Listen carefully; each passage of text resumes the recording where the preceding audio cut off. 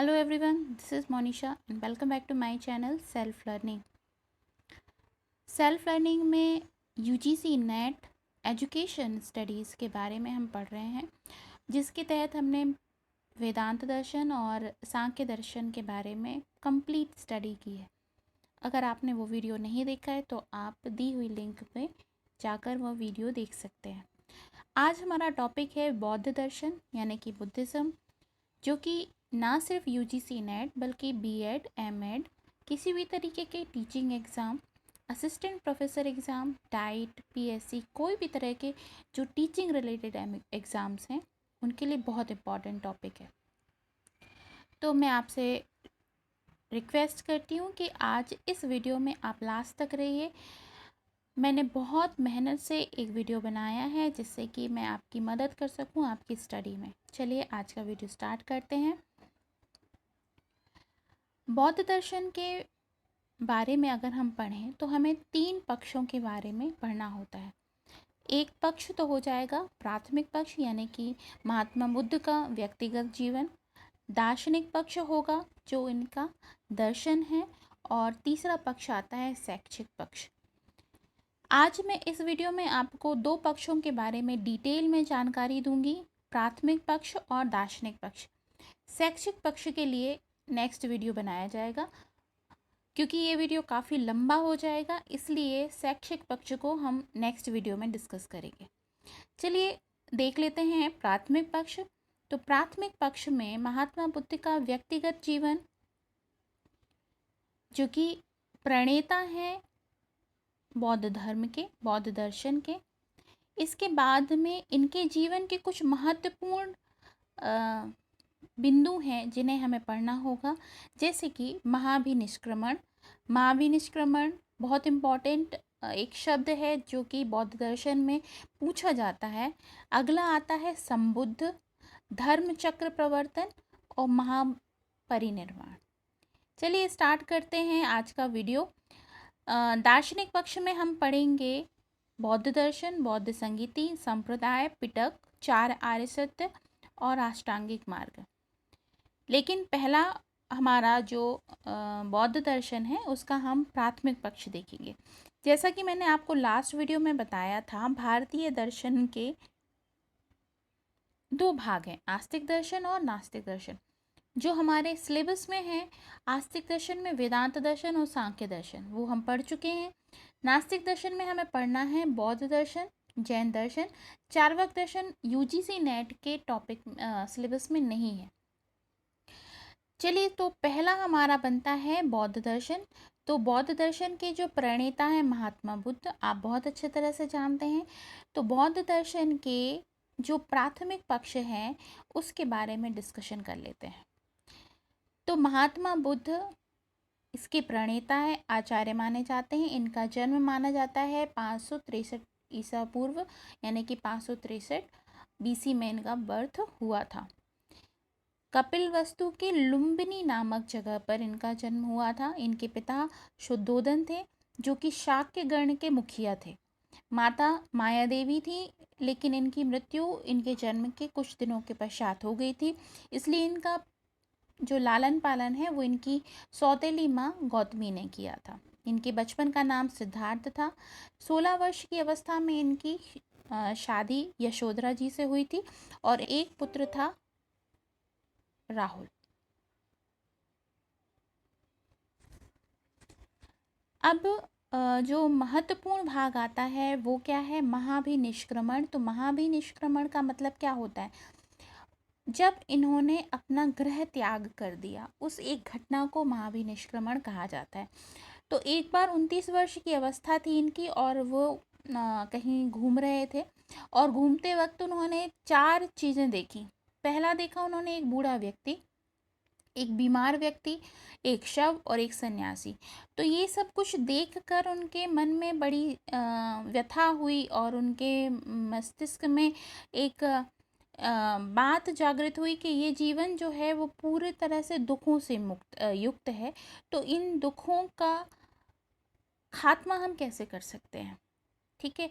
और इस ज्ञान को, इस उनके जीवन के इस घटना ने उनको अपने ग्रह को त्याग करके सत्य की खोज के लिए जाने के लिए विवश कर दिया।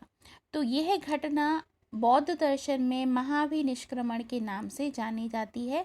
संसार की समस्याओं को देखकर, उससे व्यथित होकर 29 वर्ष की अवस्था में महात्मा बुद्ध ने गृह त्याग कर दिया था। इस घटना को महाभिनिष्क्रमण कहा गया। ठीक है, इम्पॉर्टेंट है, आप इसको नोट कर लीजिएगा कि महाभिनिष्क्रमण किसे कहते हैं। आगे बढ़ते हैं, इनकी जो शिक्षा है वो कैसी हुई है। तो वैशाली नगर के प्रथम गुरु इनके जो हुए हैं अलार कलाम, जिनसे इन्होंने सांख्य दर्शन की शिक्षा प्राप्त की थी। इसके बाद राजगीर रुद्र करामापुत्र से इन्होंने शिक्षा प्राप्त की। इसके बाद इन्हें 5 साधक मिले थे, कौंडिन्य, बप्पा, भादिया, महानामा, असगागी, उनसे भी इन्होंने शिक्षा प्राप्त की। इसके बाद एक महत्वपूर्ण घटना होती है जिसको कहा जाता है संबुद्ध। संबुद्ध का मतलब क्या होता है? जब उन्हें ज्ञान प्राप्त हुआ।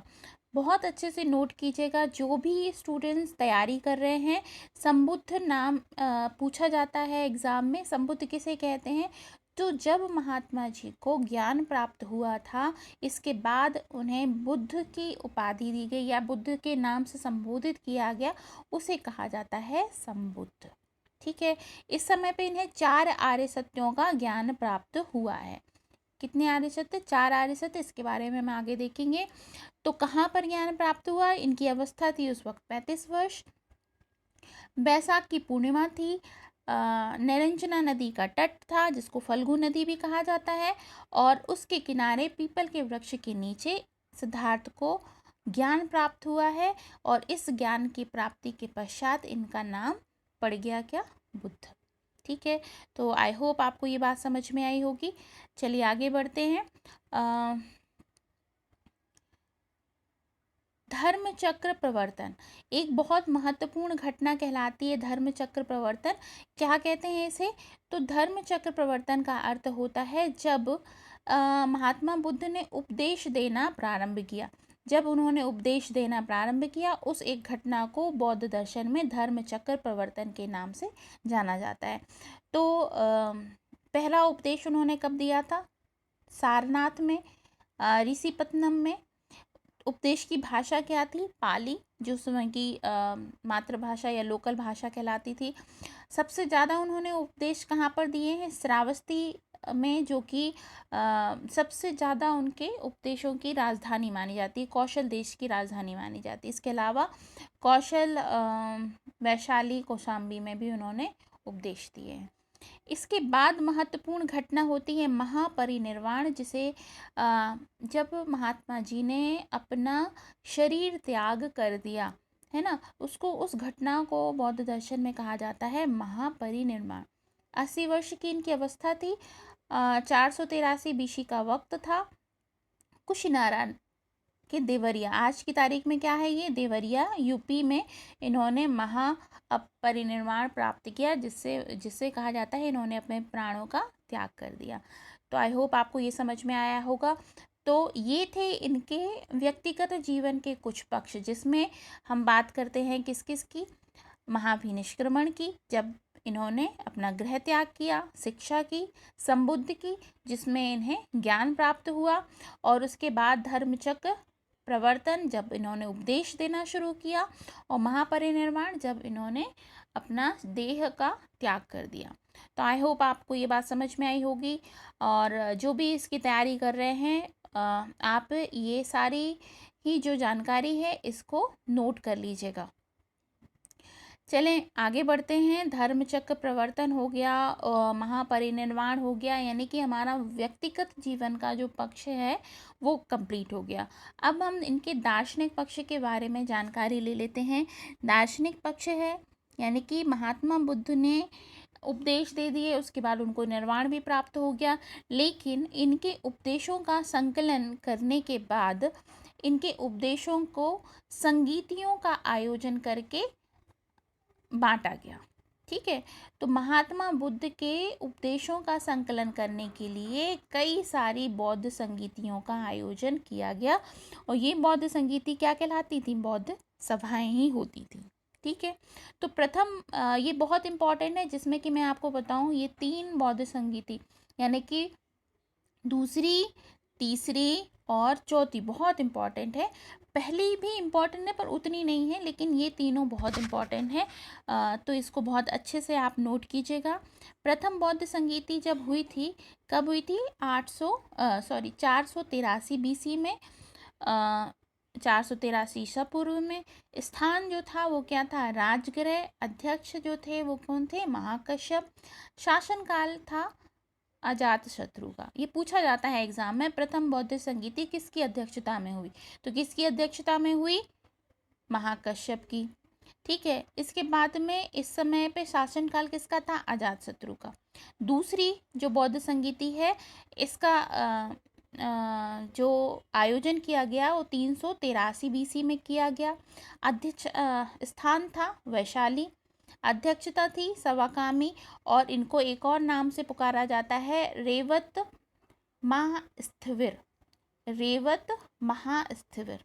शासक कौन था इस वक्त? कालाशोक।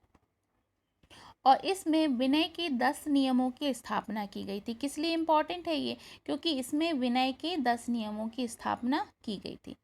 तृतीय बौद्ध संगीति जो है, इसका समय कब आता है? 255 BC।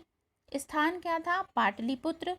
अध्यक्ष थे जिसकी अध्यक्षता में हुई, इनका नाम था मोगलीपुत्र, और शासनकाल था अशोक का। ये बहुत इंपॉर्टेंट मानी जाती है तृतीय बौद्ध संगीति, क्योंकि इसमें त्रिपिटक एक बहुत महत्वपूर्ण घटना हुई बौद्ध दर्शन की। ये बहुत महत्वपूर्ण एक स्थापना है, जिसकी स्थापना किस समय की गई थी? तीसरी बौद्ध संगीति में की गई थी, अशोक के शासनकाल में। चतुर्थ बौद्ध संगीति, ये भी बहुत महत्वपूर्ण है। ये सदी के प्रथम वर्ष में, मतलब जब से शताब्दी शुरू हुआ है उसके प्रथम वर्ष में इसका आयोजन हुआ था।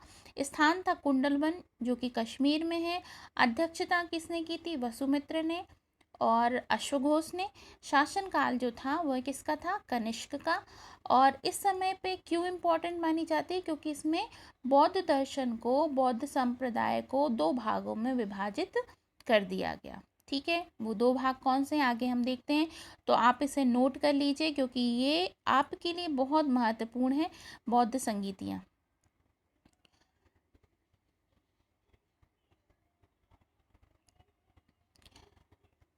ठीक है, चलिए आगे बढ़ते हैं हम। बौद्ध संगीति के चौथे भाग में देखा गया हमने कि बौद्ध दर्शन को 2 भागों में विभाजित कर दिया गया, जिसे कहा गया क्या? संप्रदाय। तो संप्रदाय में पहला संप्रदाय बना हीनयान, दूसरा संप्रदाय बना महायान। ठीक है। अब इनमें क्या अंतर है? इनमें थोड़ा अंतर ये है कि ये जो हीनयान वाले हैं, वो क्या होता था? बुद्ध के मौलिक उपदेशों को ही सत्य मानते थे, और महायान वाले क्या करते थे? बुद्ध के उपदेशों का व्यवहारिक पक्ष लेते थे। ये एज इट इज़ वही उपदेश को फॉलो करते थे जो महात्मा बुद्ध ने दिए हैं, ये उसके व्यवहारिक पक्ष को लेते थे। ठीक है। इसके अलावा ये बुद्ध को ईश्वर का दर्जा देते थे, और ये ईश्वर का नहीं, महात्मा का दर्जा देते थे। ठीक है। अब इसके अलावा इसको और डिटेल में पढ़ते हैं हम। तो डिटेल में देखा जाए तो महायान और हीनयान 2 संप्रदाय बने। ठीक है। इनमें से जो संप्रदाय है, इसमें देखा जाए तो वैभाषिक, हीनयान को 2 भागों में विभाजित किया गया, वैभाषिक और सौत्रांतिक। ठीक है। अब वैभाषिक क्या होता है? ये प्रत्यक्ष प्रमाण को मानते हैं, जो चीज़ प्रत्यक्ष में दिखाई देती है उसे यह सत्य मानते हैं। लेकिन सौत्रांतिक वाले क्या करते थे? अनुमान को ही सत्य मानते थे। इनके लिए संसार और निर्वाण दोनों ही सत्य था, जबकि इनके लिए क्या था? संसार तो सत्य था, बल निर्माण को वो असत्य मानते थे। ठीक है। दूसरा संप्रदाय ये हो गई किसकी बात? हीनयान की बात। अब दूसरा संप्रदाय जो है वो क्या है? महायान। इसमें क्या है? अंतर क्या है? ये उपदेशों का व्यवहारिक पक्ष देखते थे कि व्यवहारिकता में उपदेश क्या कहते हैं। ठीक है, उसके पक्ष को देखते थे। इसके भी दो भाग विभाजित किए गए, जिसको योगाचार और माध्यमिक, यानी कि ये एक और नाम विज्ञानवाद और शून्यवाद के नाम से जाना जाता है। ठीक है, अब इनमें भी कुछ अंतर था, कुछ इनके मतभेद थे। वो क्या थे? योगाचार और माध्यमिक दोनों ही संसार को तो असत्य मानते थे कि भाई इनके लिए संसार जो है वह क्या है? असत्य है। निर्वाण निर्वाण को योगाचार सत्य मानते थे, लेकिन माध्यमिक वाले निर्वाण को असत्य मानते थे। तो ये है चतुर्थ बौद्ध संगीति में इन संप्रदायों का क्या हुआ? विभाजन हुआ। और इन संप्रदायों के विभाजन के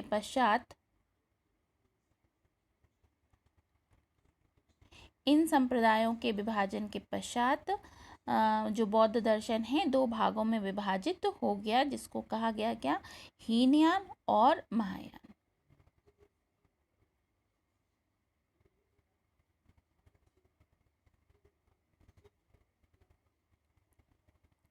ठीक है, चलिए आगे बढ़ते हैं।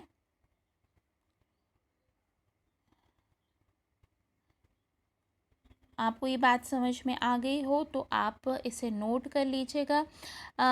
थोड़ा और हम इसको डिटेल में समझ लेते हैं। हीनयान और महायान में जो अंतर है वह क्या है? संसार और निर्वाण की बात का ही है। तो संसार को वैभाषिक, जो हीनयान के दो भाग हैं वो क्या है?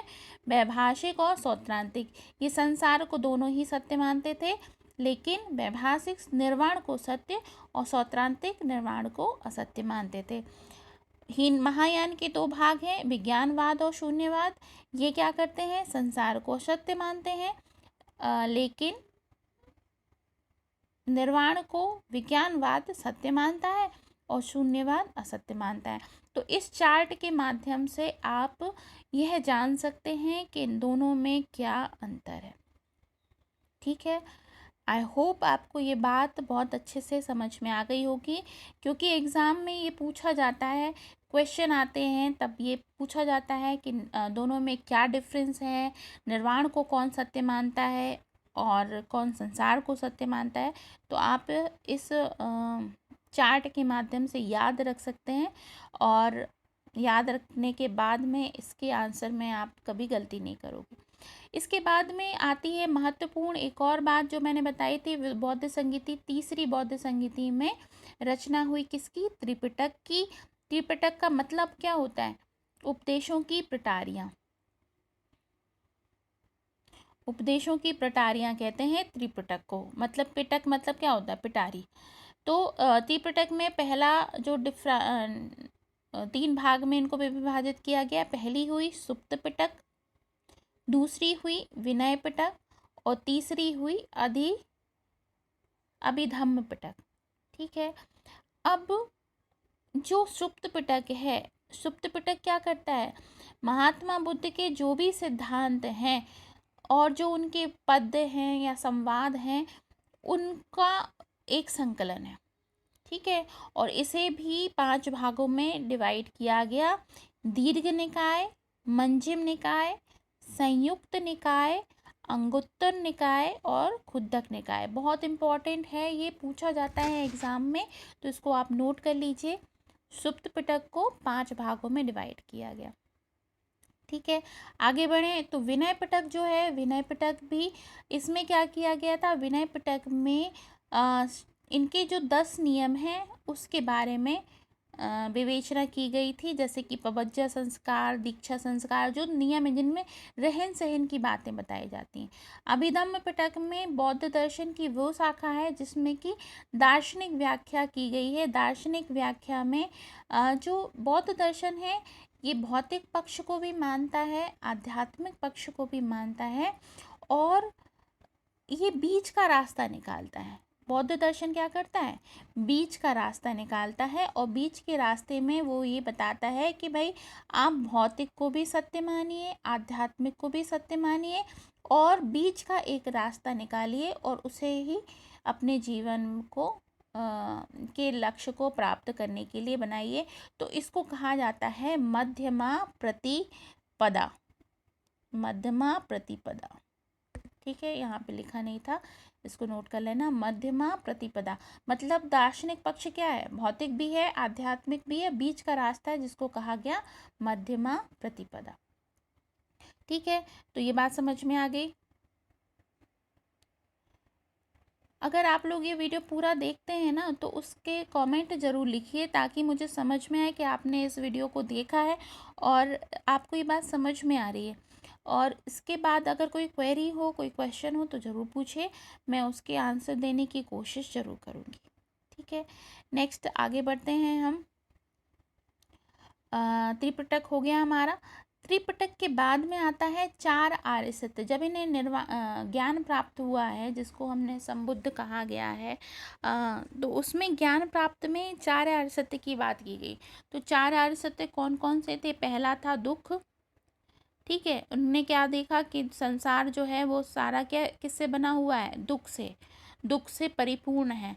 तो संसार जो है वो क्या है? दुख से परिपूर्ण है।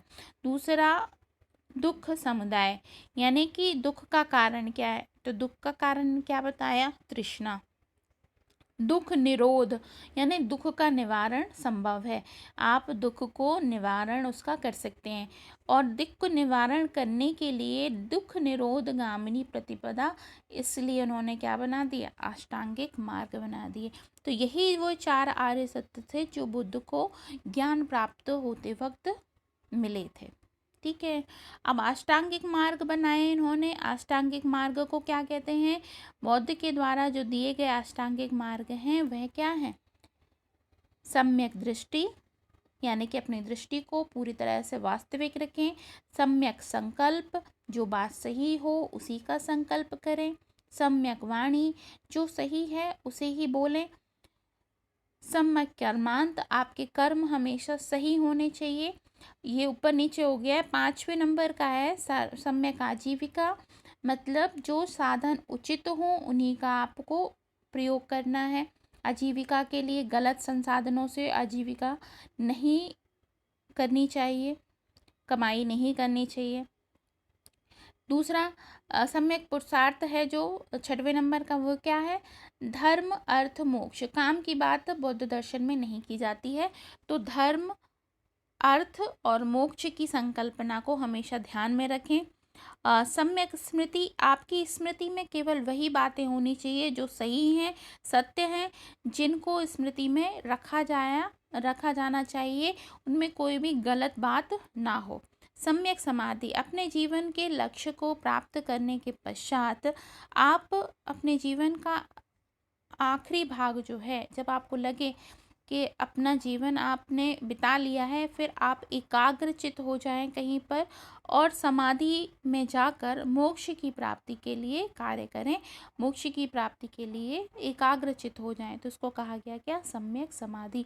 ये बहुत महत्वपूर्ण है। कई बारी मैंने खुद एग्ज़ाम दिया है, कई बार ये पूछे जाते हैं कि 8वां जो अष्टांगिक मार्ग का 8वां भाग है वह क्या है, पहला क्या है, तीसरा क्या है, चौथा क्या है, इस तरीके से। तो इसको क्रमबद्ध तरीके से आप नोट कर लीजिए, बहुत इम्पॉर्टेंट है। आप इस का या तो स्क्रीनशॉट ले सकते हैं या आप जैसा भी हो नोट कर सकते हैं। आगे आता है जो अष्टांगिक मार्ग हैं उससे निर्वाण प्राप्ति के में सहायता मिलती है। बुद्ध निर्वाण का अर्थ बताया है, दीपक का बुझ जाना, अर्थात जीवन मरण की जो बात कही गई है, जीवन मरण का जो कहा गया है उससे मुक्त हो जाना। 10 शील की बात की गई है। 10 शील मतलब इन्होंने अपनी जीवन जीने के लिए जो नियम बताए, अहिंसा, सत्य, अस्तेय मतलब चोरी ना करना, अपरिग्रह मतलब किसी भी प्रकार की संपत्ति ना रखना, मद्य सेवन ना करना, अस्तेय भोजन मतलब असमय भोजन नहीं करना, सुखप्रद बिस्तर पर नहीं सोना, धन का संचय नहीं करना, स्त्रियों से दूर रहना और नृत्य गान से भी दूर रहना। ये इनके 10 शील हैं जो कि बहुत महत्वपूर्ण है, आप इन्हें नोट कर लीजिएगा। ठीक है, आगे बढ़ें। तो शील हो गए, इनके दार्शनिक पक्ष की सारी बातें हमने कर लिए हैं। ये एक और महत्वपूर्ण पार्ट है, इसको आप नोट कर सकते हैं। ये पीएससी के एग्ज़ाम में पूछा गया था कि मठों के बारे में, भारत में जो महत्वपूर्ण मठ हैं वो कौन कौन से कहाँ कहाँ पर हैं, तो इनको आप नोट कर सकते हो। हमारे देश के संपूर्ण भारत में कहीं ना कहीं पे ये मठ बनाए गए हैं, इनकी चर्चा की जाती है, कहीं कहीं पूछा जाता है, तो आप इसे नोट कर सकते हैं। तो दोस्तों ये हुआ बौद्ध दर्शन का दार्शनिक और व्यक्तिगत पार्ट। आई होप आपको ये बात समझ में आ गई होगी। वीडियो अच्छा लगा हो तो प्लीज़ लाइक कीजिएगा, सब्सक्राइब कीजिएगा और बेल बटन को ज़रूर दबाइएगा ताकि आपको आगे आने वाले वीडियोस की लिंक मिल सके। आने वाले वीडियो में हम बात करेंगे बौद्ध दर्शन के शैक्षिक पक्ष की। जो हमारे नेट के स्टूडेंट्स हैं, बीएड एमएड के स्टूडेंट्स हैं, उनके लिए शैक्षिक पक्ष बहुत महत्वपूर्ण होता है। तो नेक्स्ट वीडियो में हम उसके बारे में डिस्कशन करेंगे। तब तक आप इस वीडियो को अच्छे से देखें, अपने दोस्तों के साथ में शेयर ज़रूर करें ताकि उनकी भी मदद हो सके और आपकी भी एग्ज़ाम की तैयारी हो सके। ठीक है, मैं मिलती हूँ बहुत जल्द दूसरे वीडियो में, नेक्स्ट वीडियो में, जिसमें हम शैक्षिक पक्ष के बारे में डिस्कशन करेंगे बौद्ध दर्शन के। तब तक अपना बहुत ख्याल रखिए। This is Monisha signing off. Bye bye.